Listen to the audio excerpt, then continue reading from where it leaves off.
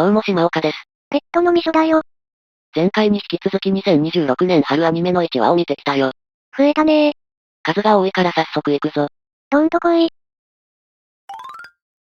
今回最初の作品は氷の城壁、正反対な君と僕、と同じ原作者さんだ。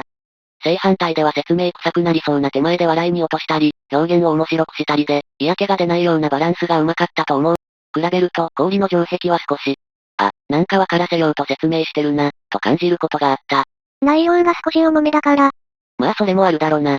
こっちはいい歳だから、口に出して気持ちを言えば済むことなのに、と切り捨てそうになってしまうが、主人公と同世代や似た感性の持ち主にとっては胸に来る作品になると思う。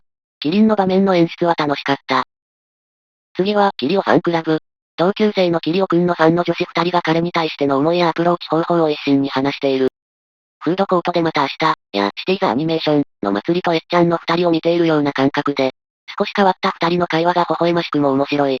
なかなかキリオくんの姿が回想ですら出てこなかったので、基本的に二人劇なのかと思いきや、途中から登場して二人と会話もしていた。しかし、目が描かれてなく顔が判別しない。最後に出すのかな。それか関係が進展したらとか、もしくは顔が見えるようになるイベントがあるかもな。次は、リインカーネーションの花弁。異能者バトルもの。主人公が卑屈な上に野心家なのは珍しかった。今後の展望を語っている姿だけ見ると悪役みたいだった。次は、魔物くらいの冒険者は俺だけ魔物を食らって強くなる。5分のモーションアニメ。主人公が、ハズレスキルなので、イコール、ザマー系とすぐわかる。ザマー系が嫌いというわけではないのだが、馬鹿にされた主人公が実力をつけて周囲の人間を見返す展開ゆえに序盤はひたすら虐げられて辛い思いをするのが定番だ。5分アニメでこれをやったので、虐げられただけで終わってしまった。鑑賞後、不愉快な気持ちが残るだけなのが気分良くはないな。次は、灰原くんの強くて青春ニューゲーム。これは今季初の1話目で切りたいと思った作品だ。あらま。失敗した青春を取り返したい気持ちはわかるのだが。青春やり直したいな。寝て起きたらやり直せた。まんまだね。こじつけでもいいからもう少し理由やひねりを追加してくれないと見てるこちらが気恥ずかしい。振られた女の子と付き合いたいのも現実なら共感もできる。しかしフィクションなんだし、そのヒロインに執着するエピソードや理由があってほしい。命を救われたことがある、とか、自分と付き合わないと不幸になるとか。そうそう。後から出てくるかもしれないよ。それを言われるとな。なんだか僕たちのリメイクを思い出してしまった。次はまた殺されてしまったのですね、探偵様。ポエムから始まったから、千歳くんはラムネ瓶の中がちらついてしまった。そういえば11から13はやってたね。一応見たけど、触れないでおくよ。この作品、全体の会話に少し違和感を感じる。違和感？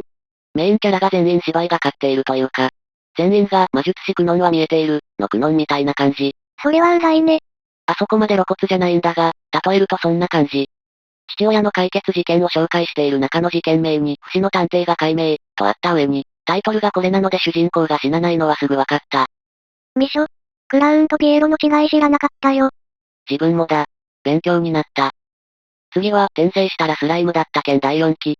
長い続編だね。だな。気楽に楽しんで見ていた作品なんだが、いかんせん長いので登場人物が多くなりすぎなのは困りもの。あと、色々行き着いてしまっているので初期の頃のような目に見えての成長とか発展がない。定着ファンが一面の活躍を見るという楽しみ方になっている気がする。それも楽しみ方の一つだよ。そうだな。最後は、ドロヘドロシーズン2。一期がとても好きだったので、今回地上波でやらないと聞いてヒヤヒヤしたが、動画サイトで無料で見られて本当に助かった。よかったねー。相変わらず狂った世界とデザインが素晴らしい。タバコの煙を輪っかにするの懐かしかったでしょ。ああ、当時でもたまにしか見なかったから令和の現代でできる人はいないんじゃなかろうか。喫煙者も電子タバコが多くなったしそうかもね。しかし、語話表現は OK なのにエロ表現は地上波と同じく自主規制が入って乳首がないのは残念だった。島岡乳首にうるさいよね。昨今、男の裸体にも乳首がなくて不自然極まりなくてな。プールで普通に見られるのに、なぜ存在を抹消するのだろう。そんなこと気にしている人、島岡以外で会ったことないよ。あと人が多くなってきてちょっと印象が散漫になってきた。それから、YouTube で公式が上げている番外短編、魔のおまけ、が面白いぞ。と、そんなわけで2026年春アニメの1話を見てみた。2は終わりだ。